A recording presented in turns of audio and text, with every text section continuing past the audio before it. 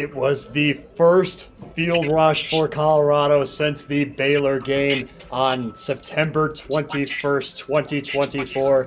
Colorado walked away with a stunning 24-17 victory over the Iowa State Cyclones, number 22 team in the country. Fellas, this was one heck of a win. Yes, indeed, it was. Shout out to the field rush for taking place after the final whistle this time around. But this was a huge monumental win for Colorado. This is something that Tawfiq Bayard said this in the post-game press conference. So did Zach Chrysler. That this is something that can turn a season around. This is a win that can turn a season around. This team feels confident in that.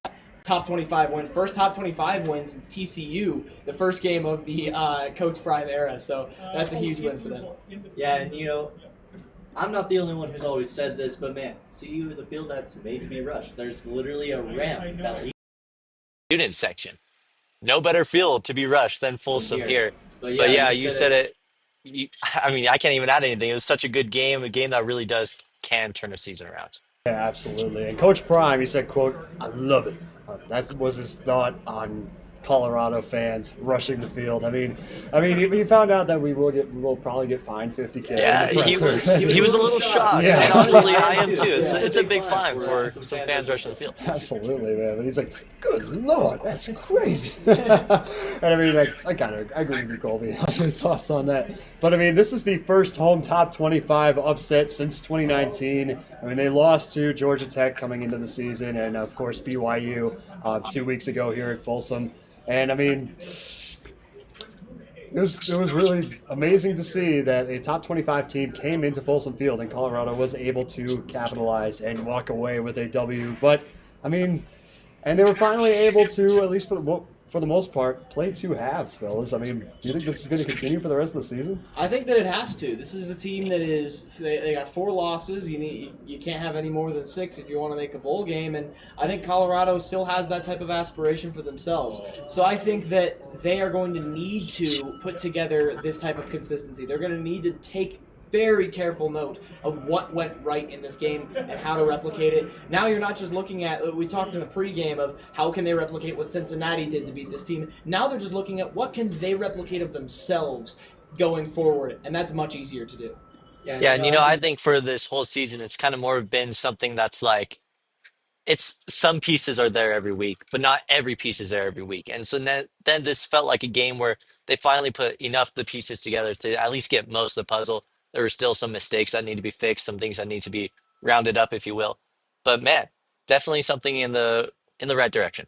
Absolutely. This is definitely, as the players and coaches said in post game today. This was definitely a turnaround point going into a bye week. Feeling spirits are very high. They're going to continue that. But we got to recap today's game, fellas.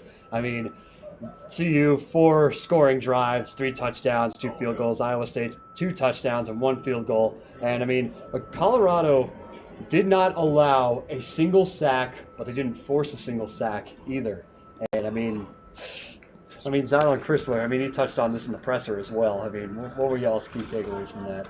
My key takeaway was that is something that this offensive line takes great pride in. All of these guys have come in and replaced a really broken unit from last season. Jordan Seaton's really been leading this group, but Zion's also stepped up as a leader in that group, and he feels very, very passionate about the fact that they allowed no sacks, only 1 quarterback hurry the entire game. That's going to win you football games, especially with a guy like Caden Salter, who has struggled as of late with abandoning those clean pockets. He stood in there today. He delivered good throws. They set him up well, and they also set up the run game for another incredible overall performance from that unit. Yeah, and I just want to take a second to say, Kieran, in our pregame show, of course, we did our score Predictions, and you were the closest. You said 24-21 Colorado, and it was 24-17. So, yeah, you were close. But, man, I just want to say for me, the O-line has been good all year. Coach Prime before the season said it's the best unit he's worked with, the best O-line he's worked with, and it was evident even in that week 1 loss that was probably the case. For me, the difference here was it seemed like Salt his O line. He wasn't as quick to scramble, roll out of the pocket when he didn't need to. He trusted his O line, which then allowed him to more maneuver the pocket and really make plays, make passes with both his feet settled. And to me, that's just such a big thing that will, make this whole team better. Absolutely. I mean, you look at Iowa State. They outgained CU in total yards. I mean, 441 to 395 total yards. And I mean, CU outgained them in pass yards for sure. Especially Salter really stepping it up this game in his passing abilities. But we also need to touch on an incredible pass. Joseph Williams, 70-yard touchdown, fellas.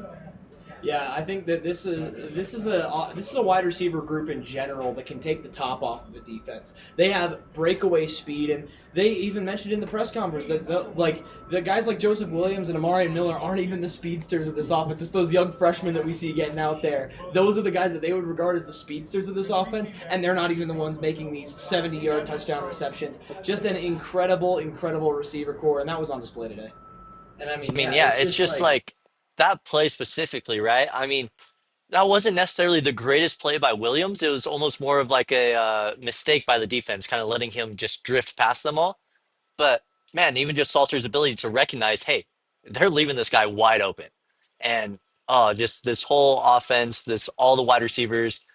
Every week you can see that they're getting better at just finding gaps in the defense. Yeah, that is. I mean, that's really what I love what you said, Liam. I mean, the freshman really stepping it up these past couple weeks, and Joseph Williams is no exception. I mean, special teams they had some incredible plays as well. I mean, Buck Buchanan, he barely misses that wide right that field goal attempt, 57-yarder, not even his career high. But I mean, that was a bit disappointing. But I mean, how about we need to talk about Toffee Byard as well? We saw him talk post game in the presser, and I mean, he got a pick with a cast on his hand. This is his first interception since Delaware. But I mean, holy cow, man! One heck of a play from this guy. This guy's a dog. I mean, everybody says it. I mean, this absolutely incredible. And my goodness, I mean, that's the only way to describe it. It's just a dog. He had that mentality coming into this game today, and he went on that drive, got injured, broke his hand, got it wrapped up, came out for the last play of the drive, and takes away an interception. This is a turnover that I've talked about on Football Live and in stand-ups, pre-games. I've talked about this endlessly for the last several weeks of Big 12 play. This defense needs to generate a turnover. If they're going to win these big games, they got to steal a drive. That's exactly what that did. That lit so much of a fire under this team. All of his teammates said, that lit such a fire under us. He goes, it breaks his hand, and then comes out and makes an interception. You cannot have a play on the field greater than something like that. And he, at the end of the TCU game last week, I spoke to him, and he was visibly upset with how this defense played. He said this defense needs to change. He stepped up and made that change himself. So it's incredible to see, not only talking the talk, but walking it out in the game. It's just incredible from him. Yeah, and I mean, that's not even the easiest. Easiest catch to make, even if he didn't have a cast. But I mean, man, he reached up there, got one hand around it, and then just pinned it with the cast. And I mean, that is probably the most impressive part of the play. But even just the fact that he was able to watch Rocco Beck's eyes and even just predict, just diagnose the fact right away that he was going to throw there and just be ready for it. I mean, that's literally what you want from your safeties. that might be play of the year, fellas. Forget play of the week.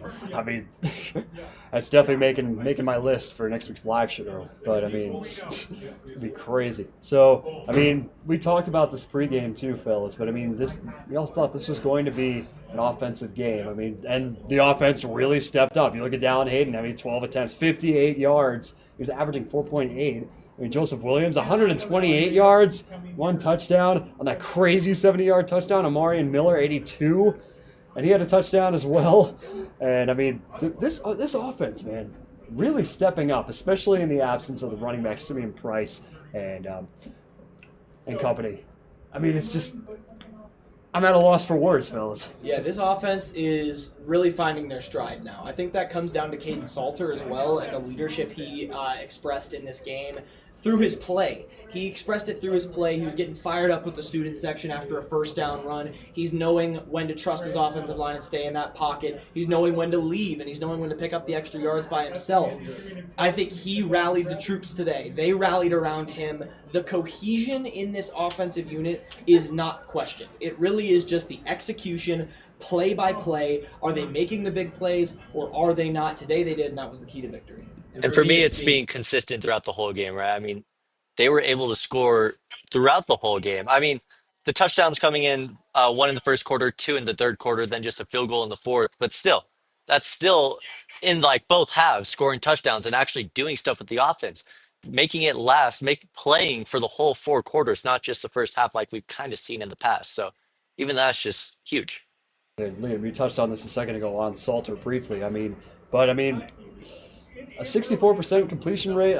57 rushing yards. It's not huge from him, but he's definitely proven that he can still do that. 217 passing yards. Threw 2 touchdowns and no picks today. Did he just secure his job?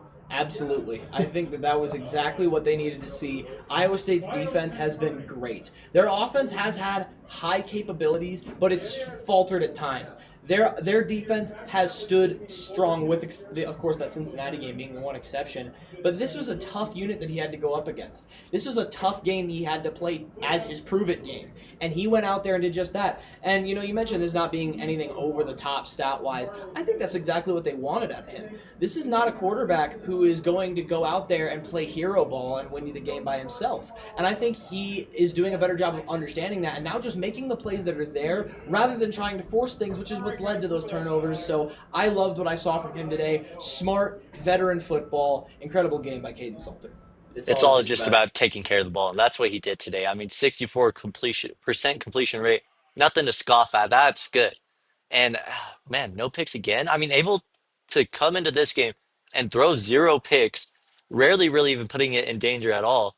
Uh, After throwing 3 picks in the week before, that's such a huge difference. I can't even say how big of a difference that is. 3-0, and that's you can say that's a big reason of the win.